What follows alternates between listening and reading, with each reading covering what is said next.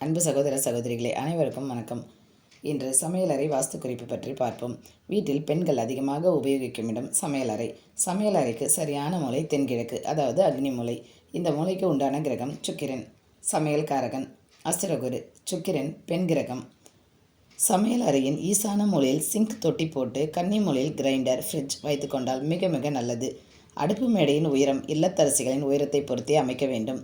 ஆனால் சிலருக்கு அதிக உயரமாக அமைவதற்கு காரணம் ஜாதகத்தில் சுக்கிரன் மறைவு பெற்றிருப்பதுதான்.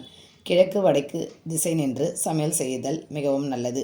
தெற்கு மேற்கு தவிர்க்கவும். ஏனென்றால் புகை வெளியே போவது கடினம், உடல் ஆரோக்கியம் பாதிக்கும். ஒருவருக்கு வீட்டின் சமையலறை சரியாக அமைந்து கொண்டால் உடல் ஆரோக்கியம், வேகம், செயல்கள், சிந்தனைகள், புத்துணர்ச்சி அமைவது எல்லாமே நன்றாக இருக்கும். மற்றும் இவர்கள் கலைப்பொருட்கள், வெள்ளி, சமையல் பொருட்கள், ஊறுகாய், ஹோட்டல் போன்றவைகளில் கொடிகட்டி பறப்பார்கள்.